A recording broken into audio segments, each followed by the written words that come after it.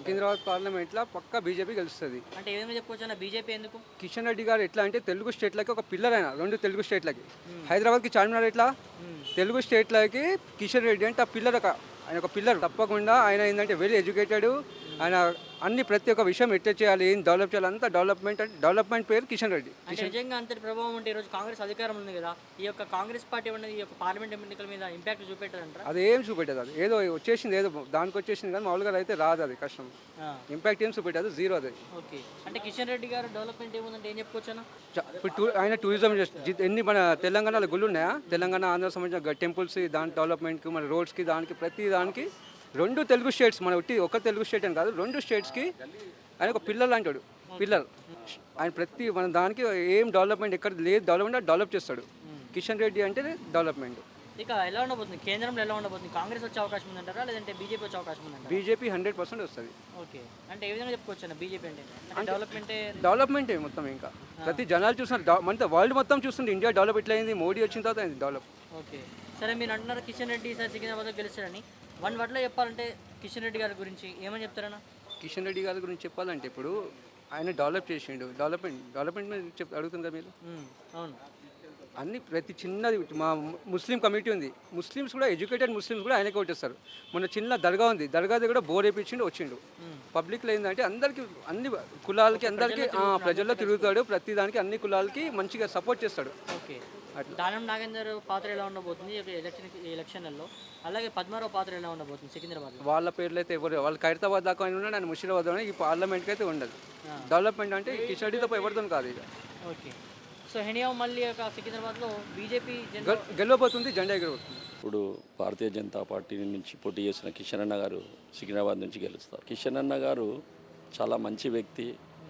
Parliament నుంచి గత 5 సంవత్సరాలు చేసిన అభివృద్ధి కార్యక్రమాలు చాలా ఉన్నాయి. రైల్వే ఏదైతే దాన్ని అధికరణ చేస్తున్నారో, అలానే సాంస్కృతిక ప్రస్తుతం భువనగిరిలో అక్కడిక్కడ ఏవైతే డెవలప్మెంట్స్ ఉన్నాయో అవి చాలా చేశారు అన్నగారు, కిషన్ అన్న గారు. మన కేంద్రం నుంచి చాలా ఫండ్ తెచ్చారు. చాలామంది ఏమంటున్నారంటే కిషన్ అన్న ఏం తెలియదు, చాలా అభివృద్ధి చెందారు సికింద్రాబాద్. ఉన్నటువంటి కాంగ్రెస్ బీఆర్ఎస్ నుంచి వాళ్ళ పాత్ర ఎలా ఉండబోతుంది సికింద్రాబాద్లో? అసలు వాళ్ళు పోటీకే లేరు కిషన్ అన్న ముందు. అంటే ఎటువంటి డెవలప్మెంట్ చేసి, ఇప్పుడు ప్రజలు ఎవరైనా కోరుకున్నారంటే డెవలప్మెంట్ బట్టి కోరుకుంటారు. ఆ విధంగా చెప్పుకోవాలంటే కిషన్ రెడ్డి గారు సికింద్రాబాద్కి ఏం చేశారంటే ఏం చెప్పుకోవచ్చా? ఏం చేశారని చెప్పడానికి ఇప్పుడు చూస్తున్నారు కదా, చాలా అభివృద్ధి కార్యక్రమాలు జరుగుతున్నాయి.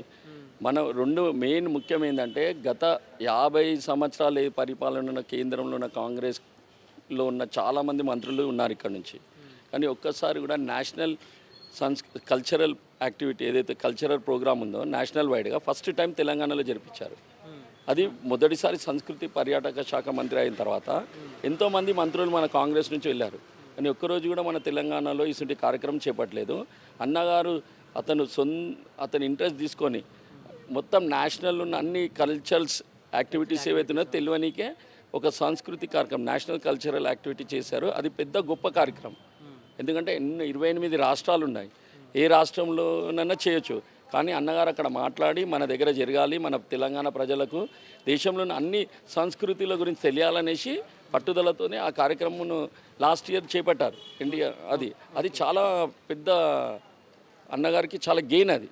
ఓకే, దీనికి సంబంధించి కేంద్రంలో ఎలా ఉండబోతుంది అంటారు?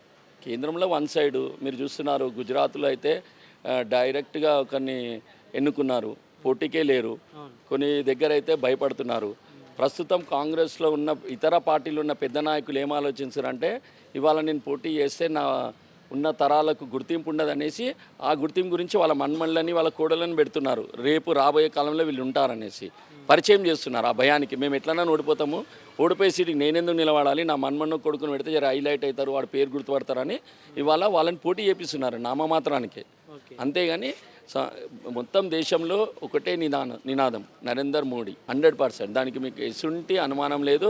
ఏంటంటే ఇవాళ పోటీ దేనికంటే మా వాళ్ళే మేమే పోటీ పడుతున్నాం. ఏంటంటే 400 ఏదైతే ఉందో దాన్ని చేరుకోవాలని పోరాడుతున్నాము.